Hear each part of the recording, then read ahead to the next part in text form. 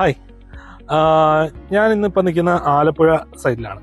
അപ്പം നമുക്ക് ഒരുപാട് ക്ലയൻസ് നമുക്ക് അപ്രോച്ച് ചെയ്യുന്നവരെല്ലാം നമ്മളോട് ചോദിക്കുന്നതെന്ന് വെച്ചാൽ നിങ്ങൾ ചെയ്യുന്ന ഫൗണ്ടേഷൻ ഏതാണ്, റബിളാണോ പില്ലർ ഫൗണ്ടേഷൻ ആണോ എന്നൊക്കെയാണ് കൂടുതലും പേര് നമ്മളോട് ആദ്യം ഇനിഷ്യൽ സ്റ്റേജിൽ തന്നെ ചോദിക്കുന്നത്. ഞാൻ എപ്പോഴും പറയുന്നതെന്ന് വെച്ചാൽ ഫൗണ്ടേഷൻ ഡിസൈഡ് ചെയ്യുന്നതെന്ന് പറയുന്നത് നമ്മൾ ആ സൈറ്റിലെ സോയിലിനെ ഡിപ്പെൻഡ് ചെയ്താണ് ഫൗണ്ടേഷൻ നമുക്ക് ഡിസൈഡ് ചെയ്യുന്നത്.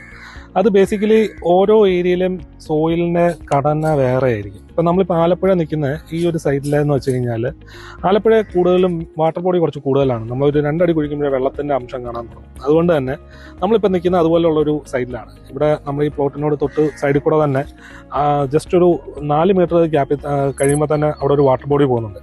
അപ്പോൾ അതുകൊണ്ട് തന്നെ നമ്മുടെ ഈ സൈറ്റിലും ഈ പറയുന്ന പോലെ 2 അടി 3 അടി കുഴിച്ചപ്പോൾ തന്നെ നല്ല രീതിയിൽ വെള്ളമുണ്ട്. കാരണം അവിടുത്തെ വാട്ടർ ബോഡിയുടെ ആ ഒരു വാട്ടറിൽ പോകുന്നത് കൊണ്ട് തന്നെ ആ ലെവലിൽ തന്നെ ഇവിടെയും വെള്ളം എപ്പോഴും കാണും നമ്മുടെ ഭൂമിയിൽ.